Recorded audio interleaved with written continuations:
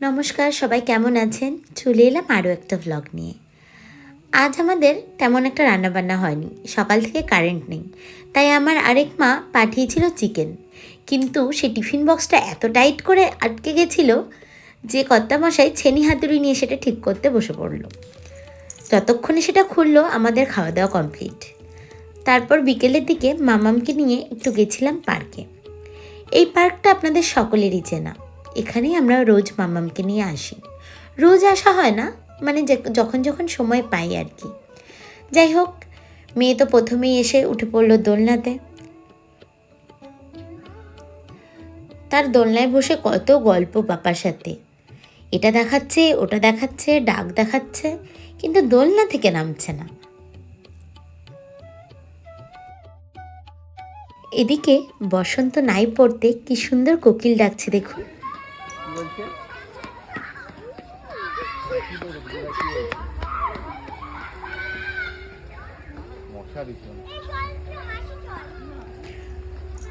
বসন্তের শুরুতে এরকম কোকিলের ডাক বড্ড ভালো লাগে শুনতে। যদিও এখন সারা বছরই প্রায় কোকিল ডাকে। এরপর মামাম উঠে পড়েছিল হাসে।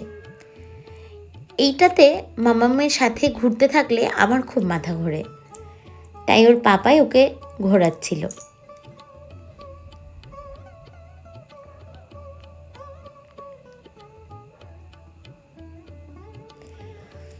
তারপর সেখান থেকে চললো স্লিপে ওঠা।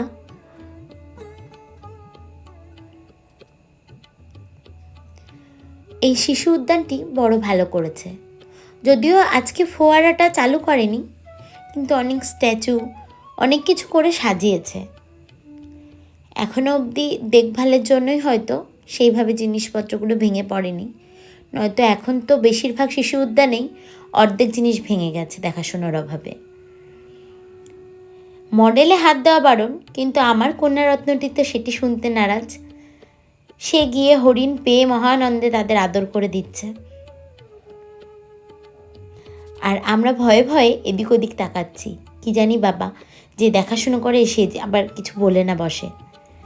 এদিকে মেয়েও তো কথা শুনতে চায় না, শুধু দৌড়ে দৌড়ে হরিণের কাছে যাচ্ছে, তাদের আদর করছে। বাচ্চা হরিণটাকে ওর বড্ড পছন্দ হয়েছে।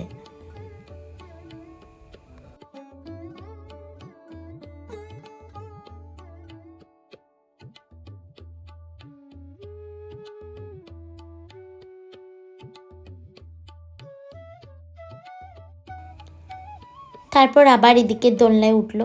এদিকে সন্ধে ঘনিয়ে আসছে, পার্কের প্রায় সবকটা আলোয় জ্বালিয়ে দিয়েছে। মামাম কিছুতেই দোলনার থেকে নামবে না, বায়না করছে। যাই হোক, ওকে অনেক বুঝিয়ে বাঝিয়ে দোলনা থেকে নামিয়ে আমি বেরিয়ে গেছিলাম মিষ্টির দোকানে। আজকে একটা পিঠে বানাবো, সেই জন্য ক্ষীর আনতে। এদিকে মামাম একটা মিষ্টি দেখে ভাবছে বুঝি কেক। খুব বায়না করে তো কিনলো, কিন্তু এক দানাও মুখে নিল না, খেলো না। শেষ পর্যন্ত সেই মিষ্টিটা ওর পাপাই খেলো। যদিও মিষ্টিটা খেতে খুব একটা ভালো ছিল না, কিন্তু দেখতে ভারী সুন্দর ছিল। ওই যে পিঙ্ক কালারের দেখা যাচ্ছে মিষ্টিটা, ওই মিষ্টিটা। তারপর আমরা গেছিলাম মায়ের জন্য এক প্লেট বিরিয়ানি আনতে। মা কদিন ধরে এই দোকানটার কথা বলছিল। বাড়ি ফেরার পথে চলে গেছিলাম ফুচকার দোকানে। এই জিনিসটার উপর মেয়েদের সবারই খুব ভালোবাসা। নিজে খেয়ে বোনের জন্য নিয়ে এসেছিলাম।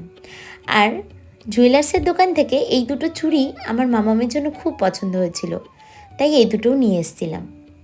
ওর হাতে পরিয়েও দিয়েছি, ভারী মানিয়েছে।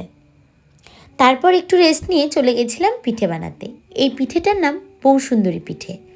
সুজিটা আমি গুঁড়ো করে নিয়েছিলাম, তার মধ্যে সমপরিমাণ ময়দা, চিনি, গুড় এসব দিয়ে দুধ দিয়ে ভালো করে একটা মিশ্রণ তৈরি করে নিয়েছিলাম।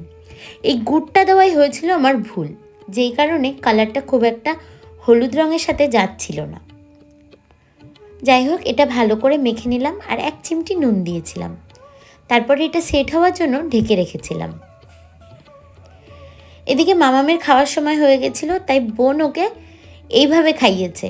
ও কিছুতেই ঝিনুক বাটিতে খাবার খেতে চায় না, তাই নিত্য নতুন আইডিয়া বের করে ওকে খাওয়াতে হয়।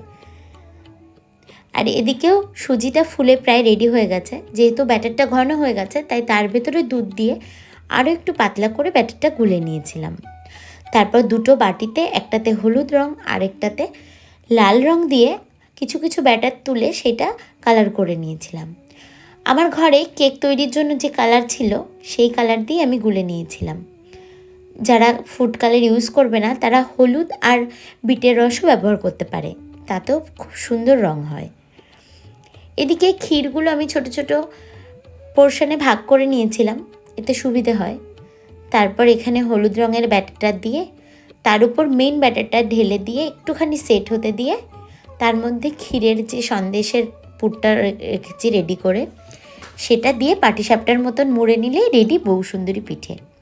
কিন্তু যেহেতু আমি ব্যাটারে গুড় দিয়ে ফেলেছিলাম সেই জন্য হলুদ রঙটা ঠিক ফুটছিল না, তাই আমার কাছে যে লাল রঙটা ছিল ওই লাল আর হলুদ রঙটা একসাথে মিক্স করে দিয়েছিলাম, তাতে একটা হালকা কমলা রঙ এসেছিল। সেটা দিয়ে তৈরি করেছিলাম পিঠে। এই যে আমার বউ সুন্দরী পিঠে রেডি হয়ে গেছে।